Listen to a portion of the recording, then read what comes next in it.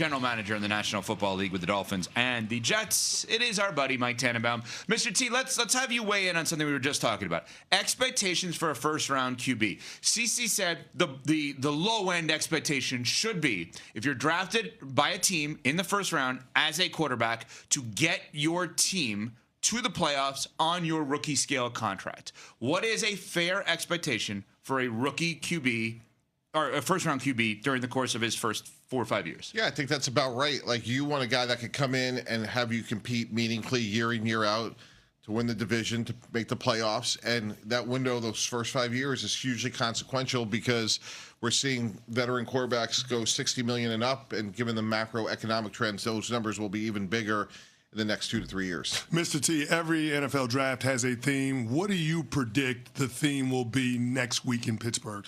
I think we're going to look back and say this is a really good draft, a lot of really good players, maybe not the sex appeal of, half a dozen quarterbacks, but when you think of the Sonny Styles, Jeremiah Loves, Caleb Downs, Harvell Reese's, like, those are guys, really good players. Mansour Delane's a really good corner. So I think we'll say, like, teams got really good players, maybe not at the, we're talking about safeties and running backs and linebackers, but it's a really good draft. A lot of intriguing storylines. Walk us through what this week is like for a general manager. Like, is this... Okay. 10 to 15,000 calories a day. That's how you look at 10 to 15,000. That's every day for me. But seriously, so, like, is it, I know this team will say yes if I add this to the deal and I will not do this till this week? Or is it, let me throw out the wildest, craziest trade to see if they bite on it leading into the draft? Well, it's all those things. That's why it's so stressful. Like, you're getting all this information. And one of the things, and I've made this mistake, and I talked to a lot of my mentors before I took the job, and they're like, don't overreact to late information. And what does everyone do when you get the job? You overreact to late information. And if you look at, like, 30, 40 years of data, the most accurate and predictive information is if you put a grade on a player after their last game. And it sounds incredibly simplistic, but we complicate it throughout the process.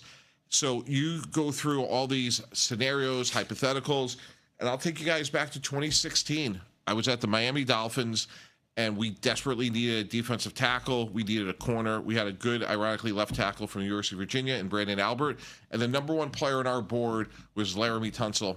And I would have bet everything I had owned that there's 0% chance that we would draft Laramie Tunsil at 13. And, he was a great person who made a mistake, and for whatever reason, it scared other teams. We saw it as a massive opportunity. So, that's one situation. The other situation is we basically had an agreement in principle with the Cleveland Browns when I was at the Jets to go from 17 to 5. If Mark Sanchez was there, he was. And Abe Elam had to say yes to that, right? Yeah, he did. I remember that. Yeah, that's a great memory. Same thing with Marty Herney and the Panthers. Like, for Darrell Revis, there was 3 corners that year that we liked: Leon Hall, Aaron Ross, and Darrell. We obviously liked Darrell the most. And I was like, look, Marty, if we're coming up, it's for one player. Here's what we're willing to do. We're not going to ask for less on. We're not going to give you less on the clock, but I don't want you to ask for more. We had a great relationship. So you won't know that until 12 happens, basically. Yeah. Like, in that case, Darrell was 14. 13. And the trade took 10 seconds. Like, we just executed what we had agreed to. Wow. Yeah. And then I'll never forget Brian Cox, who was on our staff. He's like, David Harris is going to fall, and we should trade up for him in the second round. I'm like, David Harris is a great player. He's going to be a first rounder. And there he is in the second round. And we wound up trading up both for Darrell and David Harris, who turned out to both be great players. Man, that's pretty good. But the point is, I'm trying to answer your question along with the way of it, which is, like, you're in all these scenarios, and then madness happens. Yeah. So, Mr. T, we had Adam Schefter on the show earlier this week, and he said that trading up this year, teams would pay 10% less. There'll be a 10% discount relative to drafts in the past or what the draft will be in 2027. Hearing that information, I'm curious to know from your standpoint, would you be a proponent of a team moving up for a specific player, or would you be adverse to it? I think it's contextual. So, like, Mel Kiper had in his draft, like, the Cowboys trading up for Sonny Styles, who I think is going to be a great player. He's a rare guy at 6'5", being able to go up. Here's Mel's, for those watching. I don't think Dallas is one player away. So even though Sonny Styles is a great player, I wouldn't do that. If I'm Kansas City, like, I'd probably entertain. I think Kansas City needs Mansour Delane a lot more than they need Jordan Tyson, by the way. But be that as it may, I just think depends on who you are, Chris. Like, I think there are opportunities to trade up, but I think you got to make sure it's the right team. Why, when and we're talking Mike Tannenbaum, ESPN NFL front office insider, former GM Dolphins and Jets, giving us fantastic insight as we're less than a week away from the draft. When Brett Veach, the general manager of the Chiefs, just piggyback on what Cece said there's going to be more trades this year. Why would he say that? What would make someone say that? I think there's going to be a lot of like what I would consider like fairly minor trades. Like, hey, we want to get ahead of Cincinnati because we want to pass rush, so we're going to give up a third to go up 4 spots.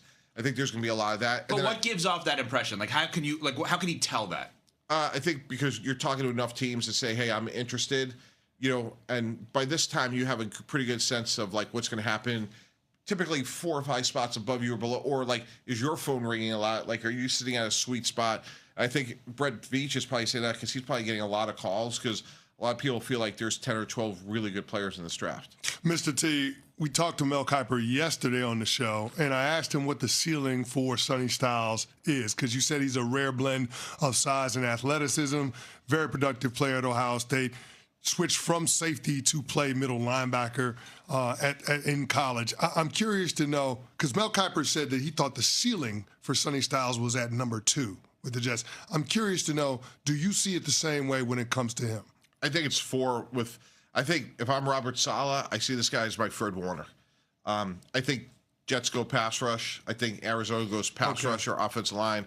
But for an off-the-ball linebacker, whether it's 2, Chris, or 4, like I think he's a great player. I wouldn't trade up for him necessarily if I was Dallas because I'm not one player away. But gosh, he's going to be a really good NFL player. Mike, when you see this week a team last minute cancel a visit with a player, does that mean they're going to draft him? Jets, David Bailey specifically. Like, is that like we don't need to see you? We have everything. I mean, that's a great question. So this is like very counterintuitive. We would tell players this all the time at the combine. Like, if you don't hear from us, that's probably good news. That means we've checked every box, like your evaluation, your medical, your security, your ability to learn, whatever it may be, the 8 million other boxes you want to check. So it's not necessarily negative. And then, there's all like everyone's sitting there, respective rooms, like, oh, this guy went to this visit, and everyone's in the dot connecting world. Mr. T, sometimes on draft night, we see veteran players move to teams. I'm curious to know, do you have a veteran player in mind that could potentially be on the move next Thursday? Yeah, well, I think the 2 is, your former team, ACC drafted defensive lineman of the New York Jets. Dexter Lawrence, apparently, there's some, scuttlebutt going on there. And then obviously with A.J. Brown, but for salary cap purposes, Chris, I think if A.J. Brown does get traded, it would be after June 1st. But I think Dexter Lawrence is the headliner there. If you were the Browns, if you were the Raiders, would you move both star defensive ends if you were the general manager? 100%. 100%, no brainer. If you're the Browns, like, how are you not going to be at best case scenario, the 3rd best team in that division? And, you got a new head coach that you like a lot, get as many picks as you can. And if you're the Raiders, like, I had a proposal yesterday. What about trading Max Crosby to the Bengals for the 10th pick? Like, who says no to that? If you're the Raiders, you don't get the 2 ones, but you get a top 10 pick to go with Mendoza, right? And if you're the Bengals, you're in the keeping the Joe Burrow happy business. Joe Burrow's happier if Max Crosby's on the team. CC, would you do that trade, both teams? Absolutely. Who says no? I would think the Bengals would, but you make a lot of sense in what you're saying. Why would the Bengals say no? Just because of the fact that they probably look at that as too high of a price now that he failed the physical. But that's my first thought, honestly. Yeah, it's half of what. Is it too high of a price to guarantee that you're going to keep Joe Burrow around beyond this year? No, there's no price that's exactly too high for that. Mike, I'm just curious about you because I have been to dinner with you. You've been to my house for a hibachi, and you do this everywhere. Do you ever lose the draft analysis part of your brain? In other words, Mike T at a dinner will give you the Wonderlic test. Mike T at hibachi night asks everyone questions. Are you always in combine evaluation mode no matter where you are publicly? We're in the business of collecting information, Evan. I mean, like, the way it's just amazing because I see Mike and he has these stories. Well, yeah, go ahead, Cece. No, I do want to ask him this. Mr. T, how much will the 2027 draft influence what happens next week in Pittsburgh? Yeah, that's a great question. In some ways, yes, but I think it's somewhat esoteric because you're not in the room. And, head coaches and GMs are like, Coach Parcells used to say, when you work in the NFL, don't buy green bananas, meaning like you may not be around to see them ripen, right? And so many things can happen. Like, who knows who's going to have the first pick in the 2027 draft? Dolphins. But like, if the three of us were sitting here, a year ago, most people wouldn't know who Fernando Mendoza was, and the people that really love college football will be like, "Oh yeah, he's the guy that transferred from Cal to Indiana." But nobody would have dreamed that we'd be talking about Mendoza as a surefire, no-brainer first pick overall. And that to me is what's so hard about 2027.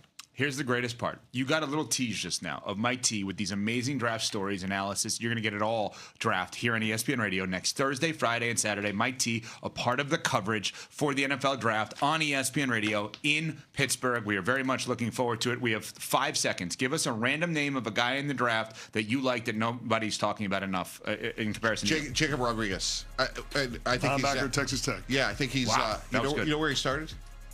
University of Virginia. That's it, Mike. That was more than 5 seconds. We're on